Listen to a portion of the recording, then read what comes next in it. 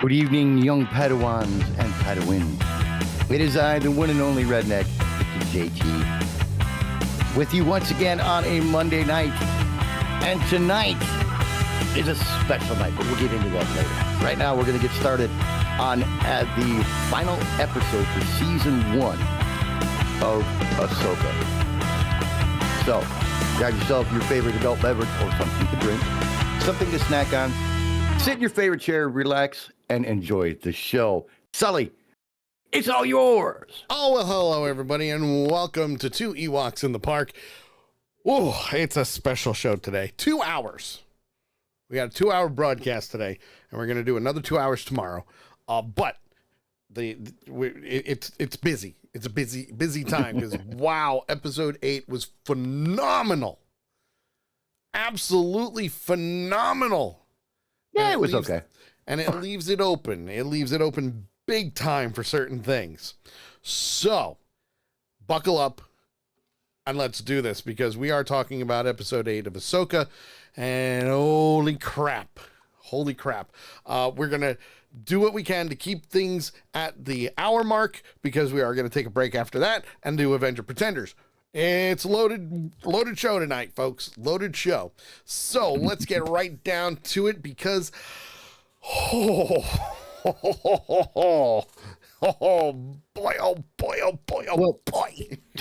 To put it pretty simple, you know, to sum it all up very simply, in the chat room, Miss Nikaya says, my head exploded. Yes. It was awesome, wasn't it? I think that pretty much covers it all right there. Her head exploded, and she's still alive. Yay.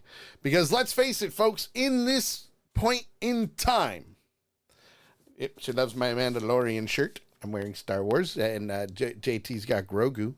He's got his Grogu shirt on, so there we go.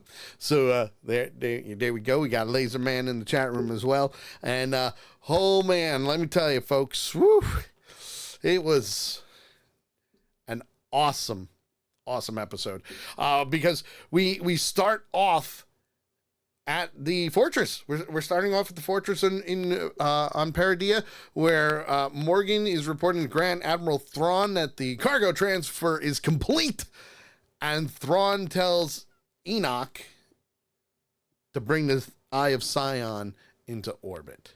As Laserman says, they stuck the landing, and oh, yes, they did. The cool thing about this is we've seen the ships on Earth, on planets before. We've seen them hovering. We know they can go to and from. We know they can go in and out of the atmosphere. And bringing the Eye of Sion down, which, you know, obviously I had called from the beginning, was that they were going to use the Eye of Sion with the Star Destroyer to get it back to where they need to be. Yeah, but that was an obvious thing, though. Yeah, completely obvious. But I thought they would take the cruiser up to the Eye of Sion instead of bringing the Eye of Sion down to the planet. Well, so I found that interesting. I understand why they did it the way they did because, well, let's face it, the ship is battered and beaten. I mean, it really is. It's battered and beaten. You can't go into hyperdrive because some of the engines are destroyed, you know, from rebels. I mean, they've been destroyed for almost 9 years. So the fact that they were able to do what they were able to do was amazing to begin with. And at the same time, Enoch is telling Thrawn that they're scanning the comms and they have a fix on where Ahsoka is. And that's what he says, send out 2 TIE fighters. Send them on out. If you find their mark, kill them. Kill them.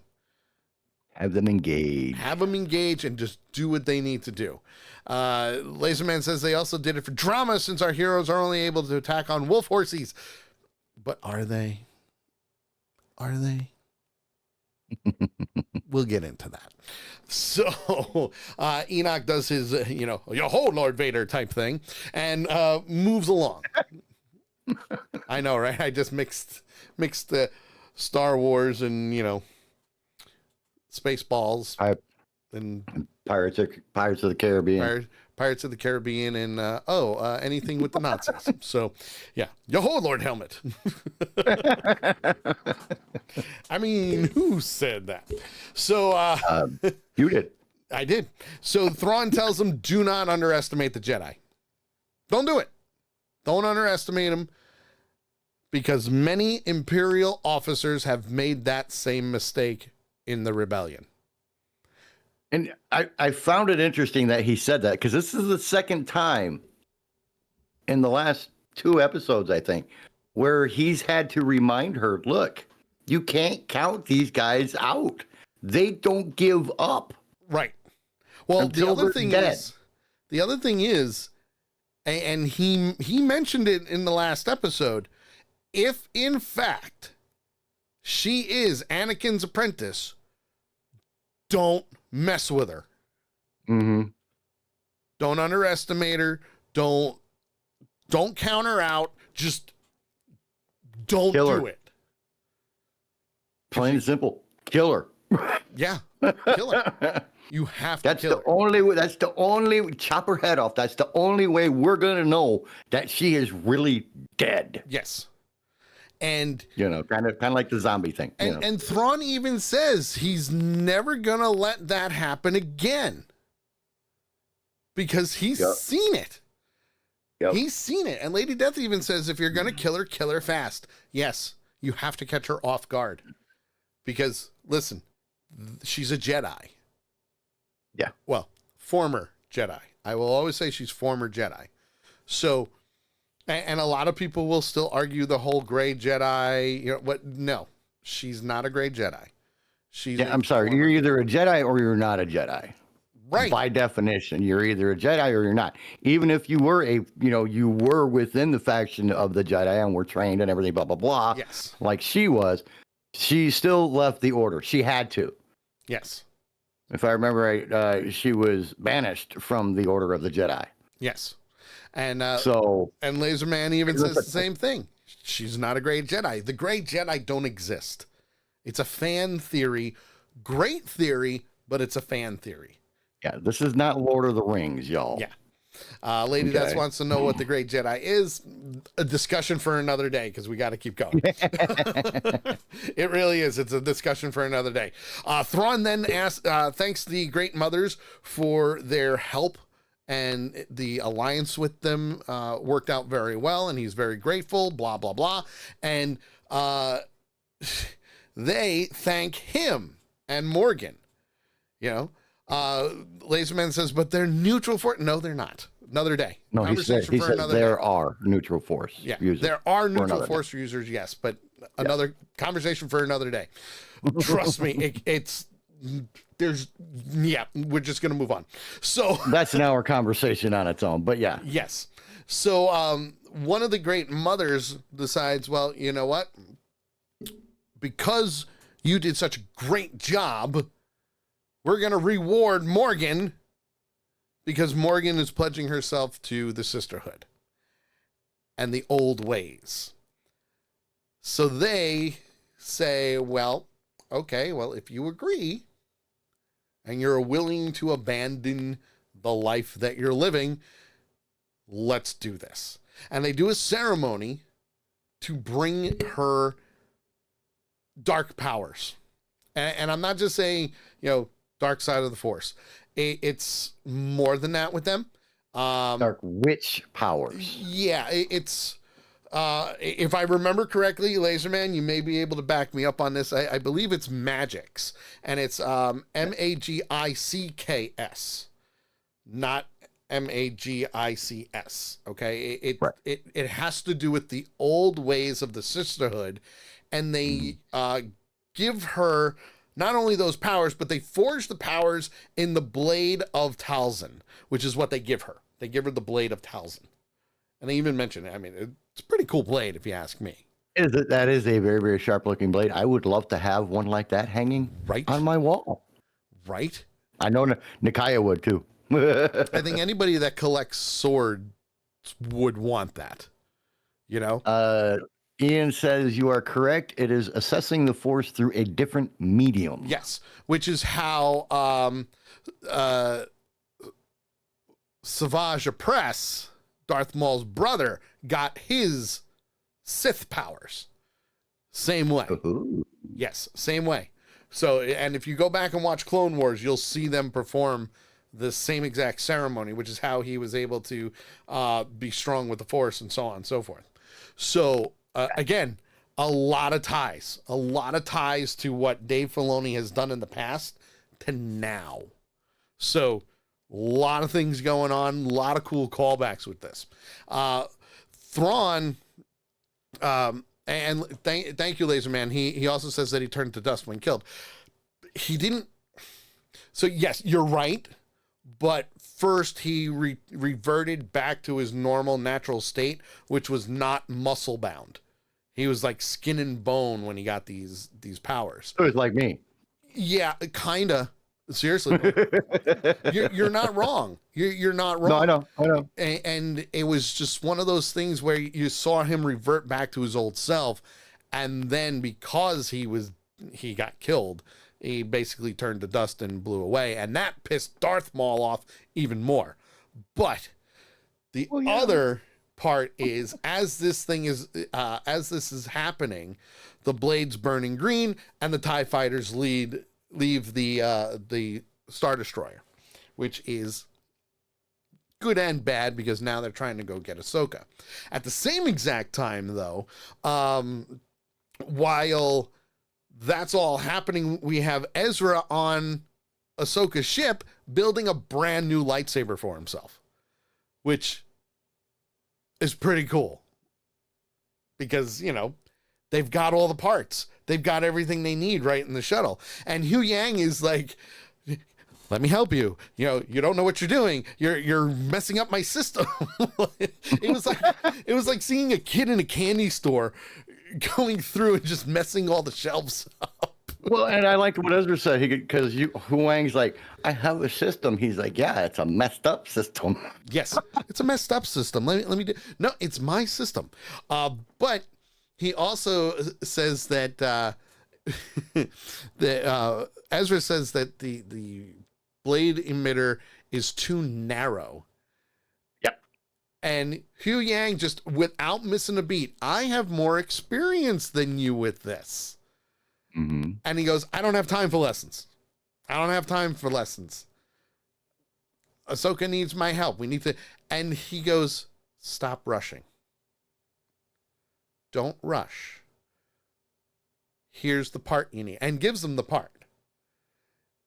And you can say. Well, but that was after it was revealed that he taught Ezra's master right how to build the lightsaber. Yeah.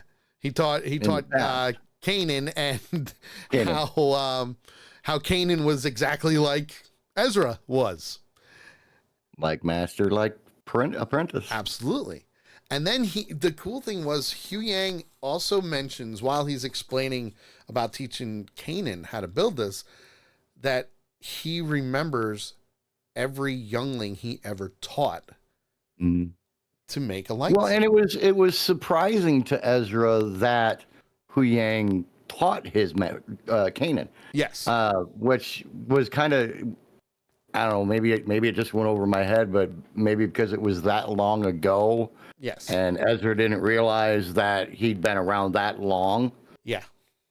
And I also thought it was neat how after he gave him the piece, he goes, I had two of these. One I gave to Kanan, and the other one I saved in case he might need it.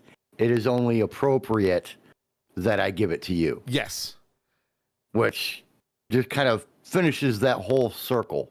Yes. Right there. And it was a nice little bow. It was a great callback, especially when he was describing Kanan, because he was calling him Caleb, which is his actual name.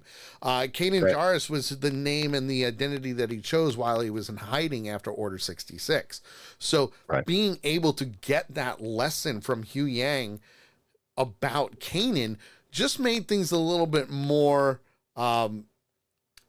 at home for Ezra, which was great. And then he starts, you're going to do this. And then, of course, They get everything together. Ezra ignites the blade, and it's blue, which is perfect because his original lightsaber was blue. Sabine now has a green one, which used to be Ezra's. So there's a lot going on with that one. Yeah, because if you recall back, she tried to give him back his lightsaber, and he says, Nope. "No, I gave it to you. It's yours." It's yours. Yep.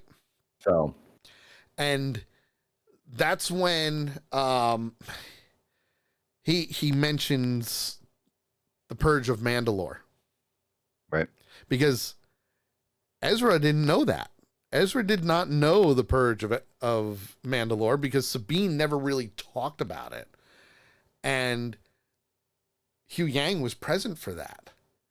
Right. So that's when he started going on about how Sabine's family were killed in the Great Purge and that she survived. And that, Ahsoka was afraid that if she unlocked her true potential, she would use that for revenge and become very dangerous. And basically, she would turn to the dark side. But it's kind of that thing that all masters would fear when it comes to their apprentice going to the dark side. So when that whole conversation was coming about, we also start seeing them talking about the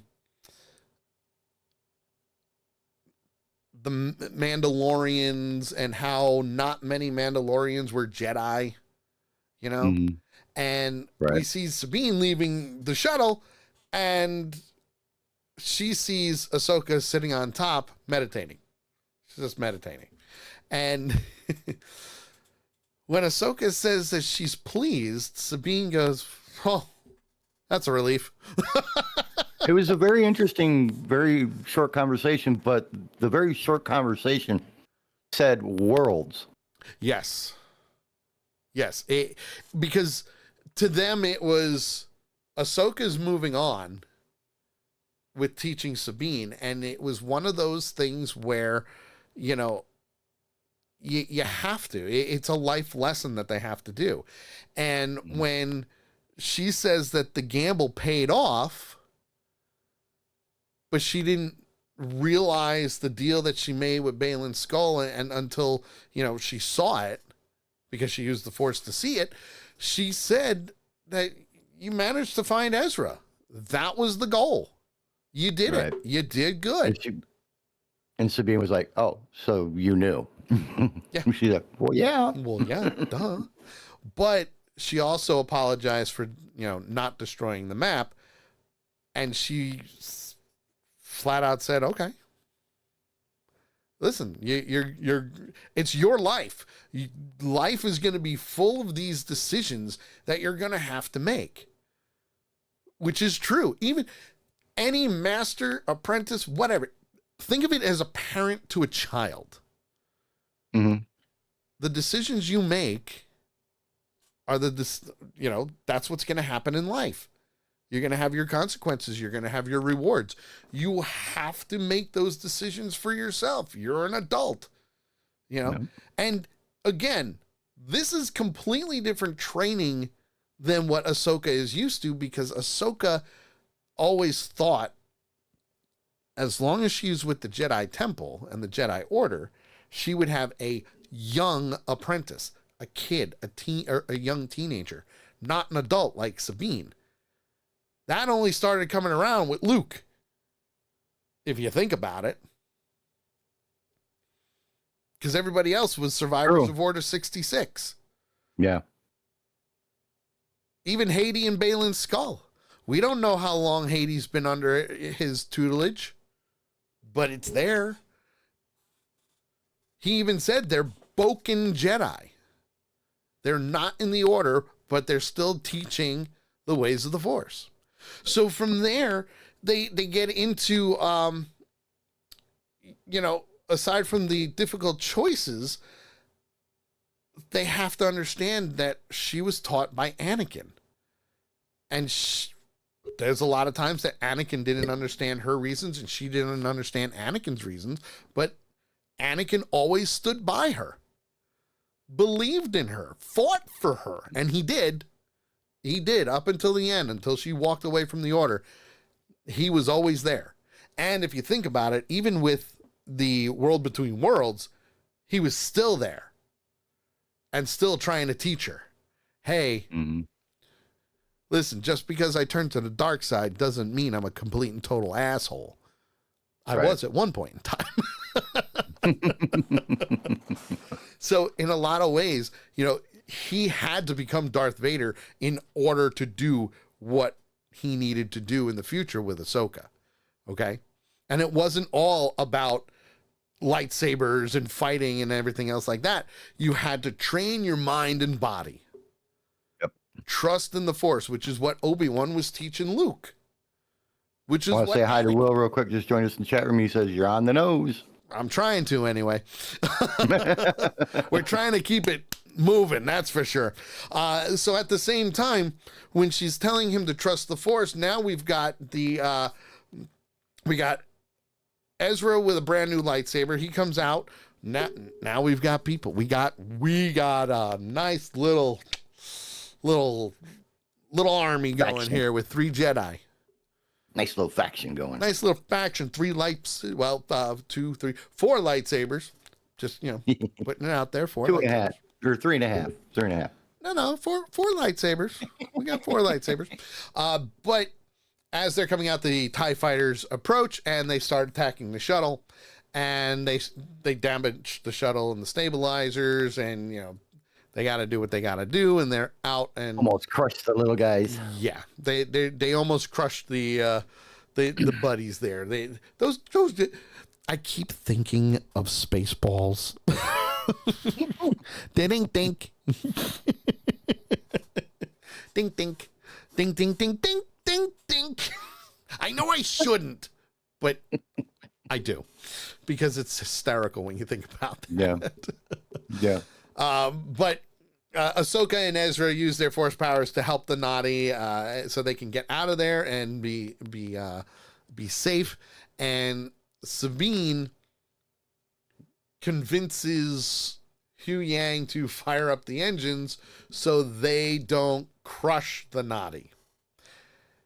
And they take out the 2 TIE fighters at the same time. So yay to the shuttle not being destroyed. Yay to the TIE fighters being destroyed.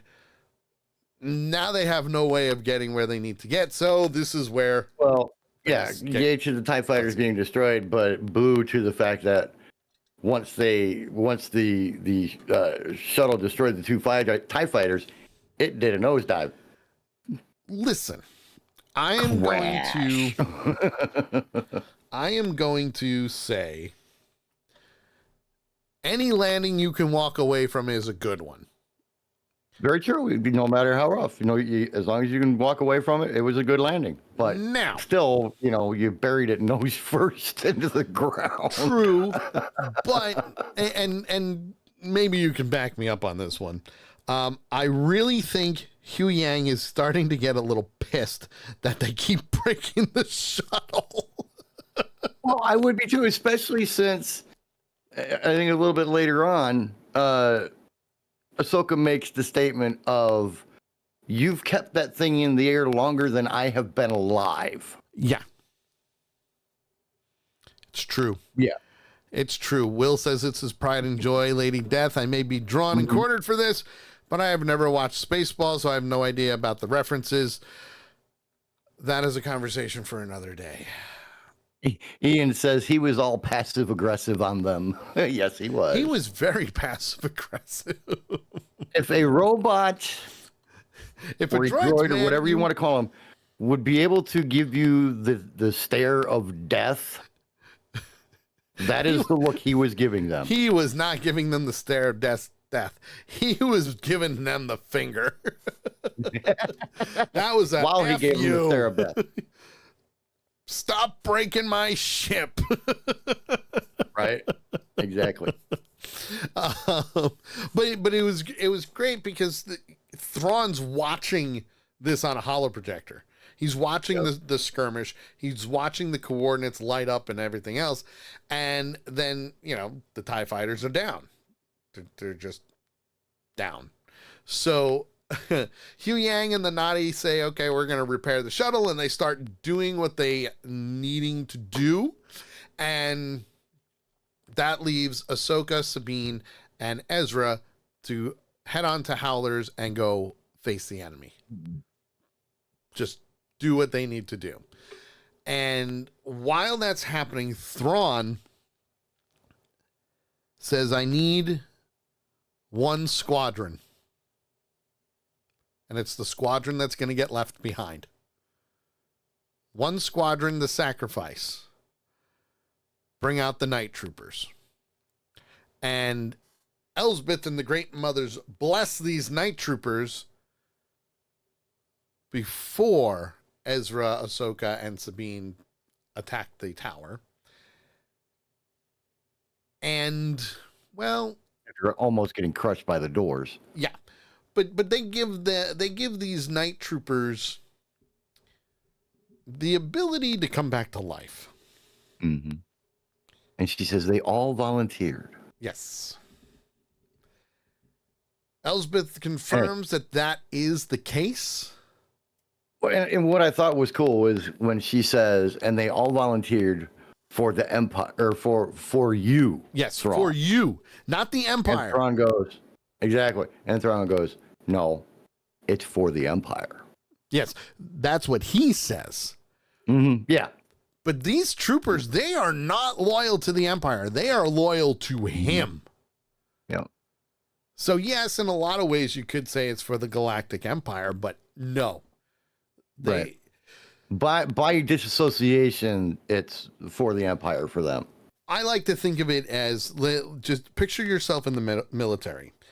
And you and I are kind of excused from this, but anybody who's never done time in the military, you get that one commander Mm-hmm. who will do anything for you. And in return, you will do anything and everything Without question. as long as it's legal. Yes, as long as it's legal. but that's, the Empire was a completely different beast altogether, okay? This is where the loyalty stands, because these guys probably would never have done that if Darth Vader said, "Hey, I need volunteers." And I'm right. Mm-hmm. I'm right. You never volunteer in the military, Yeah. unless it's for somebody like that. Yep. Now, at the same time, as they're on the outskirts, they're heading toward the tower. The Star Destroyer is starting to dock with the Eye of Sion, which, clearly we told you so. We knew it was going to happen. I'll get into that, some other stuff at the end, but Ezra flat out figured out that was the plan. They were going to use the hyperspace ring to transport the Star Destroyer back to their galaxy. And Ahsoka asks, how's the repairs going? Working on it, but can't guarantee it. And then one of the little guys electrocutes himself. Hey, listen, he didn't electrocute himself. He just got shocked. Okay, just a little shock. He got a little So when that happened, Ahsoka asked Ezra, what are we up against? What are we going to be going up against? We need to be prepared for this. And he explains that Thrawn woke up the Great Mothers and they rebuilt the temple. Yeah, and they rebuilt the Star Destroyer. So he's not leaving alone. Right. He's not. Well, you got to figure a force of three extremely powerful witches would be a good ally to take with you. Yes. Absolutely. Just saying. Absolutely. Now, at the same time, Ahsoka's like, hey, let's storm the castle. That's basically what it was. Let's storm the castle. Okay. Storming the castle was, let's go right through the front door, knock on it, and do what we need to do because this is happening. We need to stop them. So while that's happening, the droids on the ship are saying, hey, Thrawn, they're coming. They're coming. And that's when Thrawn goes, destroy them.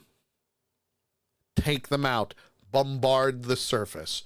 Do whatever you need to. Use the turbo lasers and rain down fire. Hell from above. And they went, okay. Remember earlier where we said that Thrawn doesn't underestimate Jedi? Mm-hmm. Next time, just walk them, let them go up to the front door. I mean, right. You underestimated them. And don't get me wrong, I understand he tried to stop them by raining down fire. But at the same time, he didn't because, if you remember, back just a little bit, he told them, prepare for a ground attack immediately. Yes. So immediately. I would kind of say he went down the middle of the road on it. He didn't ignore them, but he didn't, do everything that he could to stop them either. Right. Which then in turn brought him to saying, all right, release the troops.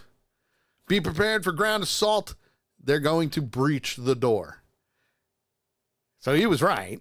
They obviously, breached the door. And since he ordered the night troopers to be deployed, he informs the Great Mothers that someone may need to get left behind. Mm-hmm. Dun, dun, dun. Which is what I called. Mm-hmm. Way on, but cool send-off. Anyway, as they're converging in the temple, they're hitting the stairs. They're taking out stormtroopers left and right. Stormtroopers are going down. They're basically killing them, deflecting everything, doing what they need to do, and then they're good.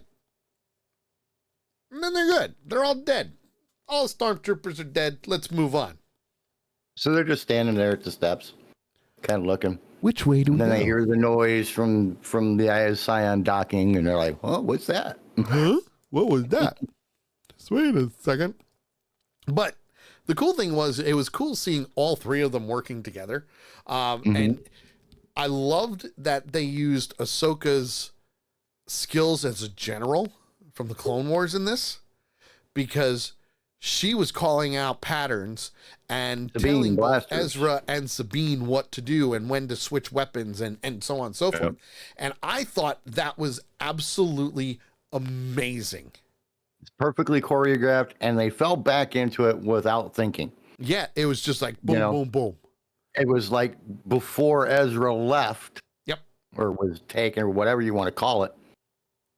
Because this was the group that had destroyed everything before. Yes.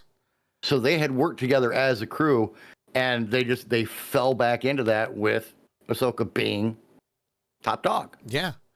And they listened to what she said without question. Yeah, oh, hands down. It was just like, boom, let's do this. So while that's happening, they take care of all the stormtroopers or night troopers, whichever one. I mean, they're night troopers, but they're technically stormtroopers. The Great Mothers start doing a ritual that reanimates them, which means that's it. We got zombie stormtroopers, folks. We have zombies in Star Wars. Yes. Yep. That makes me happy. It really does. It makes me happy. Because crossover. It's a crossover. You can't time skip in the PSA. Yeah. But we'll get to that. But I loved that they started to get up, and Ahsoka just says, have you ever seen this before? And Bridger, without missing a beat, nope, this is the first time. Nope. Run. Right. time to go. Run, because, oh, shit. Oh, shit. And, of course, obviously they're shooting them, they're cutting them down, and they're just getting back up and heading toward them.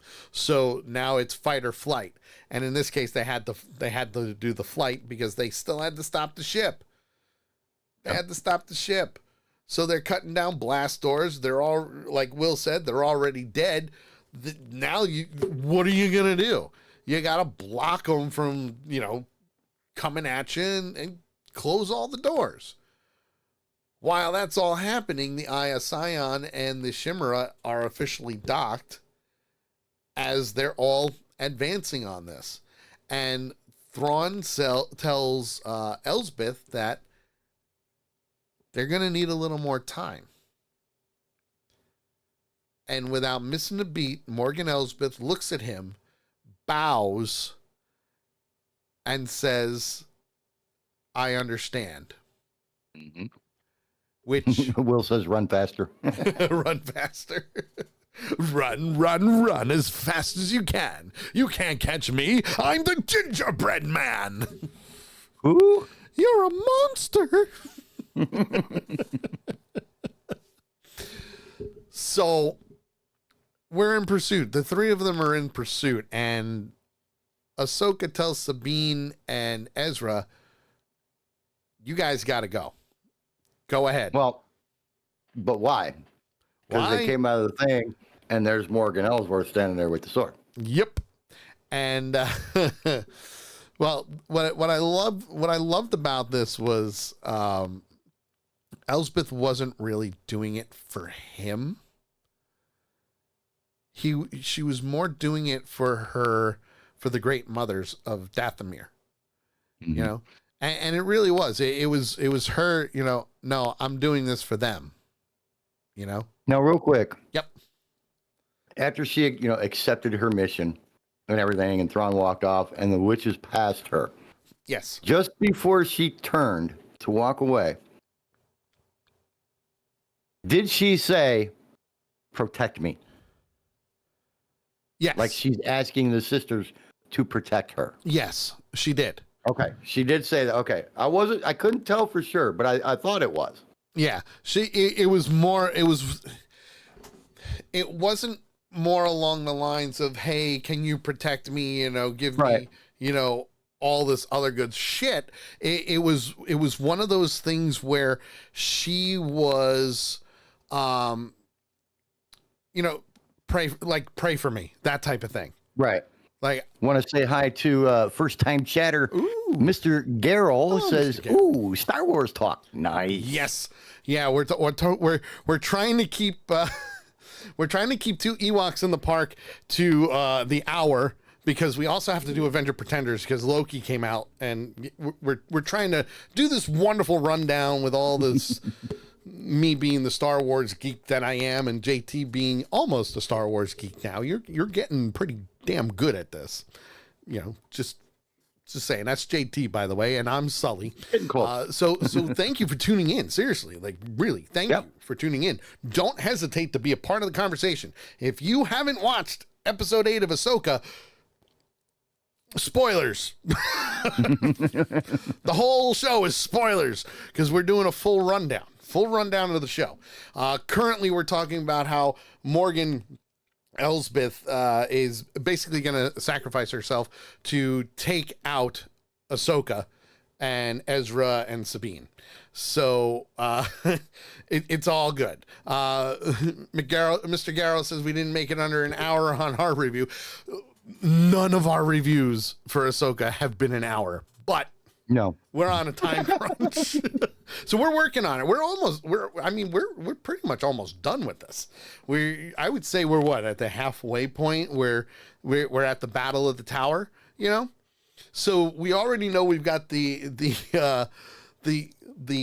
night troopers that are coming back to life. We've got Sabine and Ezra trying to get onto the Star Destroyer before it departs. We've got Ahsoka now in the thick of the battle, going to be going up against Morgan Elsbeth. And this was such a great choreographed fight scene between Morgan and Ahsoka. I really felt that this fight scene was better than the fight scene in The Mandalorian, where they first fought, where she had the Beskar staff, and she was going up against Ahsoka. Oh yeah, I thought this was down, a lot better. no doubt. I thought this was a lot better than that one. And she decided, No doubt. Ahsoka's like, nope, I'm gonna fight with both of my sabers, and we're gonna take care of her because of her magical sword. But because of the magics and her being a sister, a night sister of Dathomir, now she's got the power, now she's got the sword. So yeah, she's gonna put up a fight. She's gonna put up a really big fight, which to me, you need to. Will, a damn witch. A witch burner! We do a lot of geek references, by the way. So here we are, they're encountering all these guys, and now Ezra and Sabine are going up against Death Troopers, which are the ones in the black. They're the ones that wear the black armor. And the Death Troopers gain the upper hand. They really do. Like, they kick the shit out of these two. Mr. McGarrell says the fight scene was amazing. I thought a lot of the other fights seemed slow, but this one was 100%. I would have to agree. Yeah. Oh, hands down. A lot of the other ones, it's like they were trying to think what they were going to do before they made the move. Whereas this fight was just all natural reactions. It really was. I mean, Ahsoka lost her secondary sword. Yes. Because Morgan Elsbeth cut the piece in half. Yeah, she can fix it. I mean, that's like, oh shit. She can fix it. She's got the parts. It was definitely one of the top 3 fight scenes of which I have ever seen for Star Wars. Yes. I will put it there. Yes. What was it? That's another conversation for another day too. Because really, like, if you think about it, the lightsaber fights for Star Wars, there are so many good ones and so many bad ones. Like, we could do a podcast just on that. Okay. I've got, the Mandalorian fight scene, this one, and then the fight scene in Obi-Wan Kenobi with Vader. Yeah. Listen, go back and watch Clone Wars with Ahsoka versus Darth Maul, and you will have a whole new outlook. That's my top 3 right now. So once you watch that, you'll be like, damn, holy shit.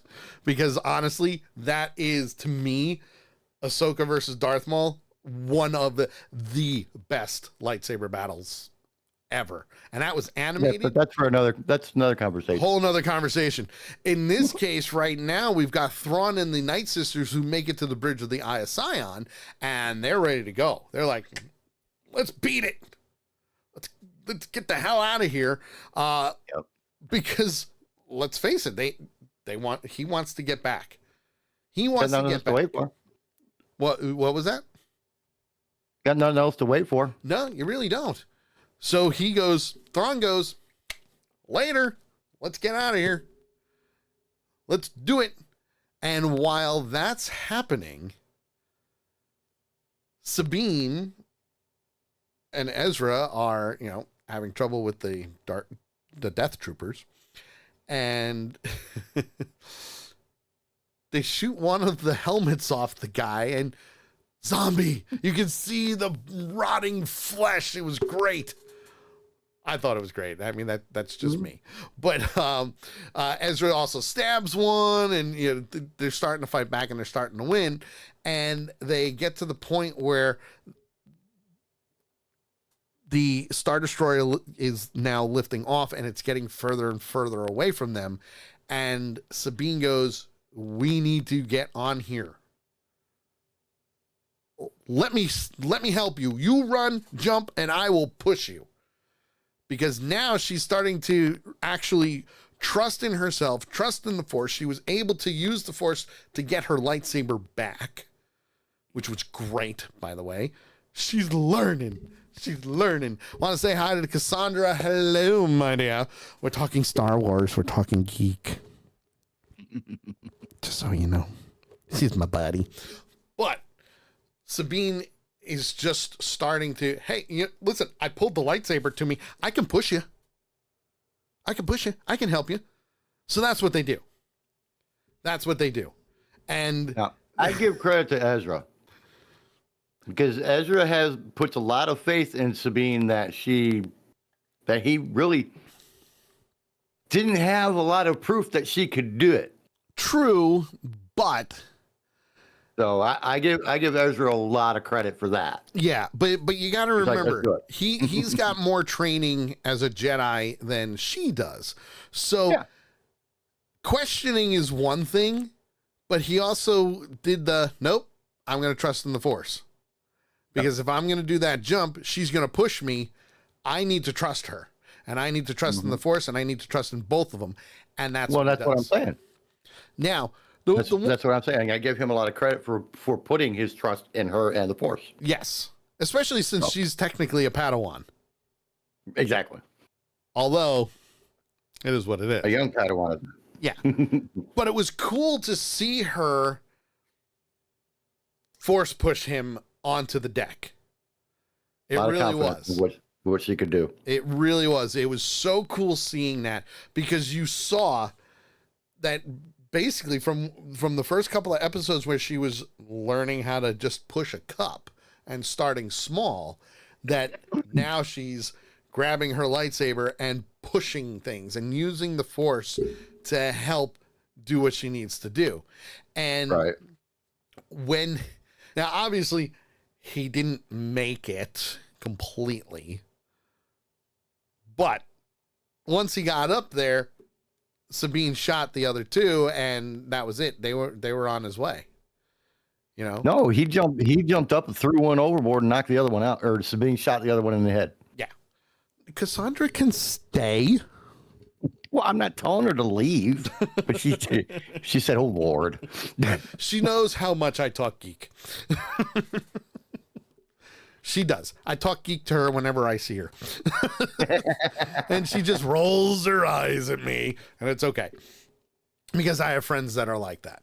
So now, obviously, Thrawn's in the process of escaping. He really is. He's in the process.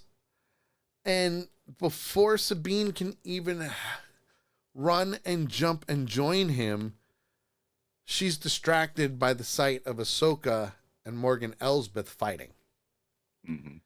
And the night troopers. And the death troopers that are, trying to get up and do whatever they need to do. And when Elsbeth, like you said, damages one of her lightsabers, the night troopers are now surrounding them. And, hey, I have the upper hand. I'm going to win the day. You're going to be here and you're going to die alone. Yes. Wasn't that creepy? It was. That was like... The way that she said it was perfect for the situation and everything. It was perfect. It was flat out like one of the greatest lines of this episode.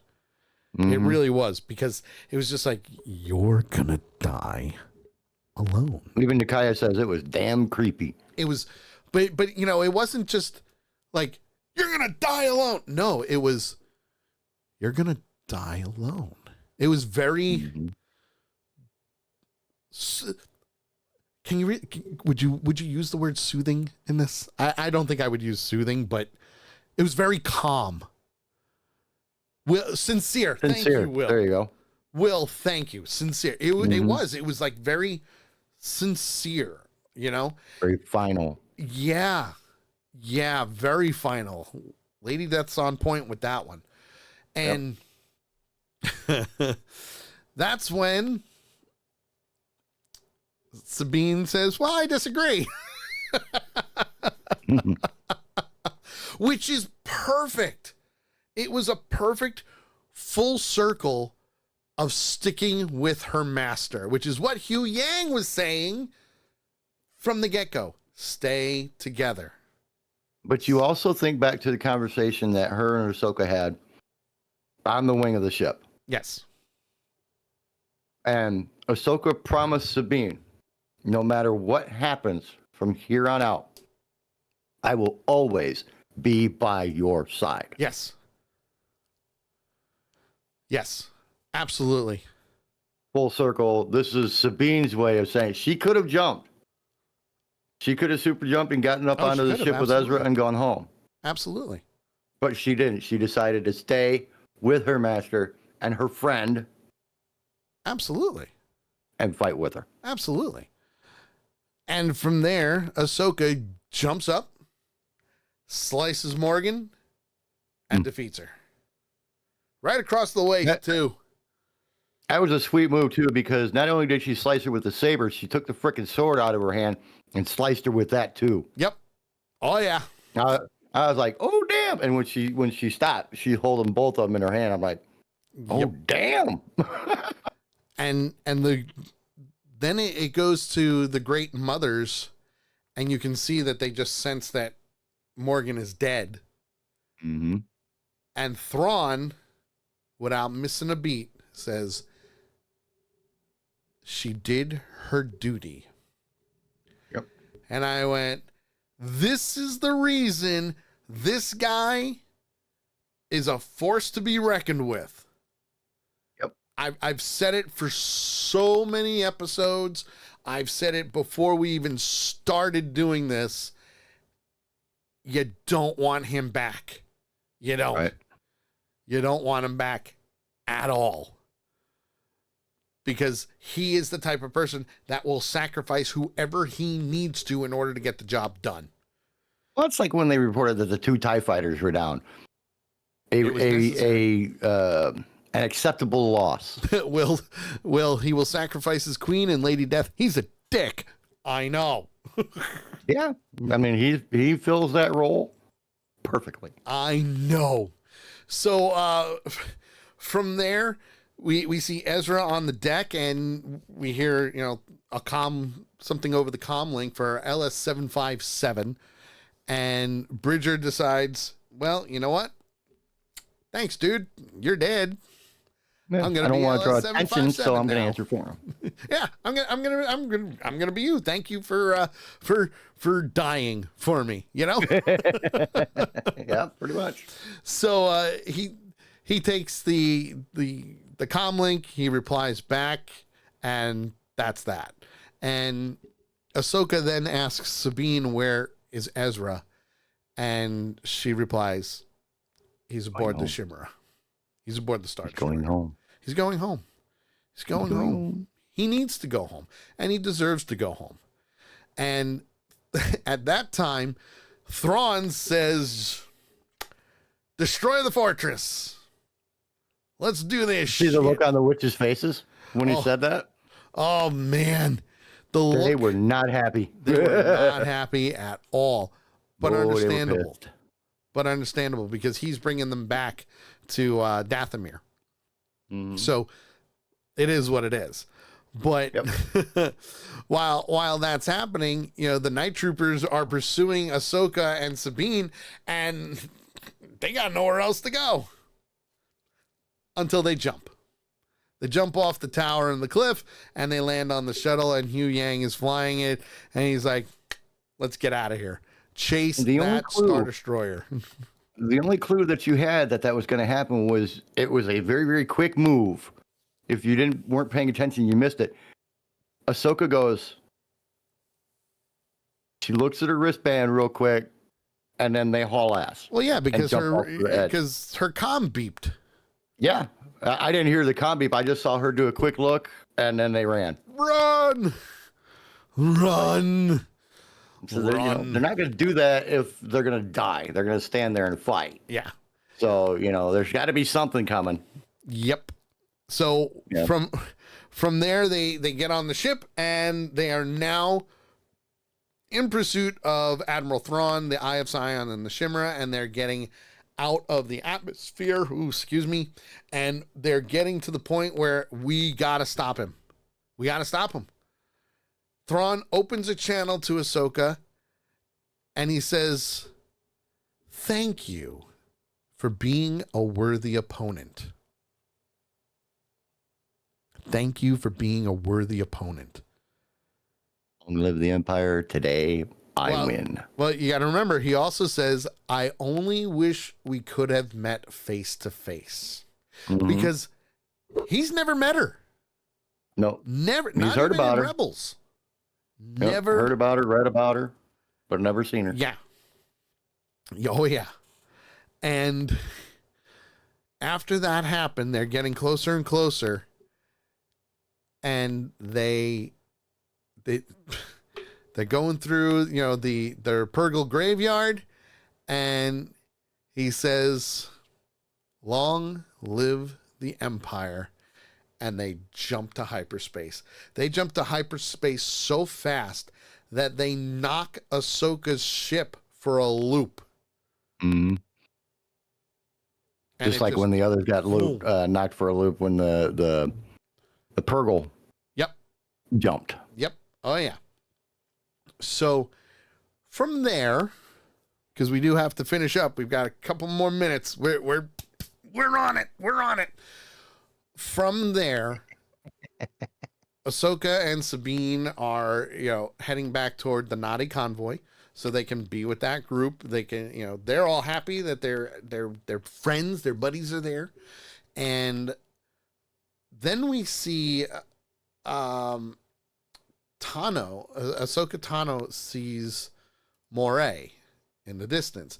Now, if you don't know what Moray is, and actually, I'm pretty sure it's probably Morai, but it's an owl. It's an owl slash white owl. Yeah, it's the daughter of the Force wielder Mortis. Okay. Now, JT, I understand you're probably confused on this one. Don't worry about it. I'll bring you up to speed after the show. But no worries. It's very important. Because it was the same thing that Darth Vader saw at the end of Clone Wars when Ahsoka survived Order 66. Okay? So, former friend, they actually became friends with Ahsoka. That's how she knew that she is who she is. Okay? So, the daughter of Mortis. Remember that. Just remember that. And the reason being is because while she sees her in the distance and she flies away, we also cut to Shin Hati, who is now going to the Raider camp, and she puts up her lightsaber just to draw their attention and do what they need to do. She is now on her own separate path. Baylan Skoll reaches the father and the son, and he stares off in the distance. He was on the statues. Now, the father and the son do represent the Force. So the father is Mortis. The son, obviously, is the brother to the daughter. Okay? So, again, key figures. You have to... well, the Holy Spirits of the Force, yes. They're technically the father, the son, and the daughter of the Force. They're the first ones, okay? So this is by far one of the greatest send-offs for Baylan Skoll, also known as Ray Stevenson, who passed away, because that originally wasn't there. They put it in. And it was such a deserving thing, and it meant a lot to Star Wars fans, okay? Because he was taken too soon. From there, now this is a callback to Rebels. So, yeah. I've been saying it since episode 0 of Ahsoka. Rebels is very important. Mm-hmm. So back in the regular galaxy, Thrawn, along with Enoch and the Great Mothers, they are now in the Eye of Sion, and they are approaching Dathomir. And they see coffins, just coffins in the hangar. So all of Is that. that what those are? Coffins? It was all coffins. So from there, we see an Imperial shuttle landing in the hangar of Home 1, which is where General Syndulla is. So we see General Syndulla, we see Chopper, we see New Republic officers, and we also see Officer Hawkins and Beta on the docking bay. And once they land, Chopper starts speaking in binary, and they see this lone night trooper come out, and he takes his helmet off, and they go, Ezra? So now Ezra's home. Yep. Ezra's home. Whole new story can begin, by the way, folks. Whole new story. So back on Peridia, we see Ahsoka and we see Sabine spending time alone outside the camp, staring off into the distance. Hey, we're almost ready to go. Are you ready? Yeah, no, everything's good. And Sabine is upset that Thrawn escaped. But Ahsoka says, yeah, but we got Ezra home. Positive thinking. But she also stresses that we are exactly where we need to be. We are exactly where we need to be. It's time to move on. It's time to go forward. And at the same time, as they're watching the night sky, Sabine turns around and looks, and she senses something. And Ahsoka says, everything okay? You good? And before joining the camp, and she says, yeah, everything's good, we see Anakin watching over them. Another great callback. Another great callback.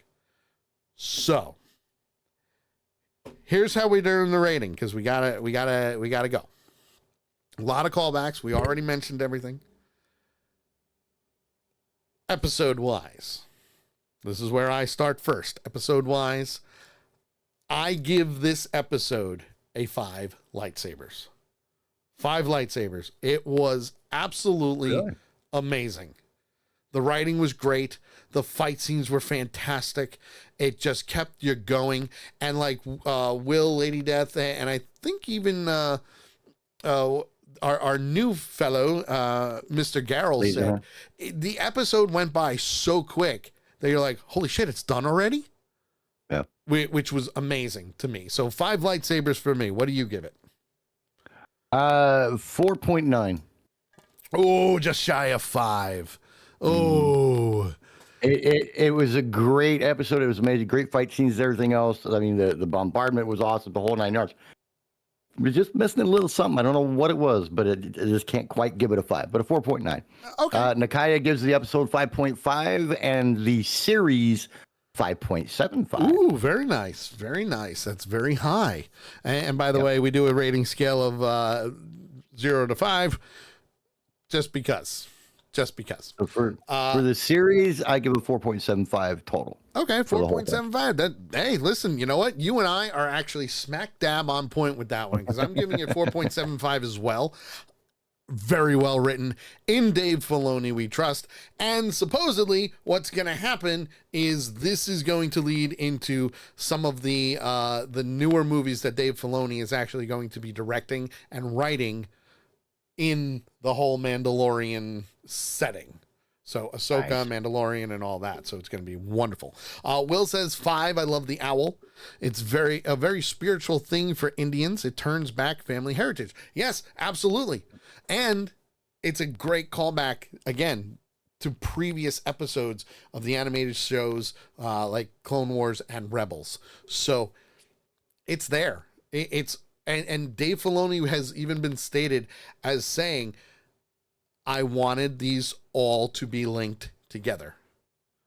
They're all linked, which is amazing. So, all in all, great series. Definitely. Great series. Not as great as Mandalorian, but really freaking close. Well, Really freaking close. the other thing is you got 3 seasons of The Mandalorian to contend with. So Well, even with even versus season 1, not quite to the same level, but very, very, very, very, very close. very close. Very Well, close. I'm loving it either way because we're not just worried about the Skywalker saga. Yeah. We're showing more of the galaxy that's out there and the people that are in it. And even though he was involved in it, it was still about everybody else but him. Yes. So here's what we're going to do, folks. We are done with 2 Ewoks in the park. Ahsoka was amazing. I can't wait until we see what the next series is going to be. Oh, by the way, Yes. Boney Wan Kenobi here gives it a 4.5. Okay, Boney One Kenobi, a 4.5. Oh, excellent. Excellent. So we are going to take a 5-minute break. Here's what's going to happen. I am going to end the stream. I'm going to switch over the stream to Avenger Pretenders and go live, so we'll hear some music. While that's happening, a 5-minute break, go to the bathroom, get your drink, and Avenger Pretenders will be starting next. So, for the Redneck and myself, the Geek, we will see you guys tomorrow for the Sully Show and in 5 minutes for Avenger Pretenders. Thank you for tuning in. We will be right back. We'll be right back. I promise. It's a threat and a promise. Oh, yeah.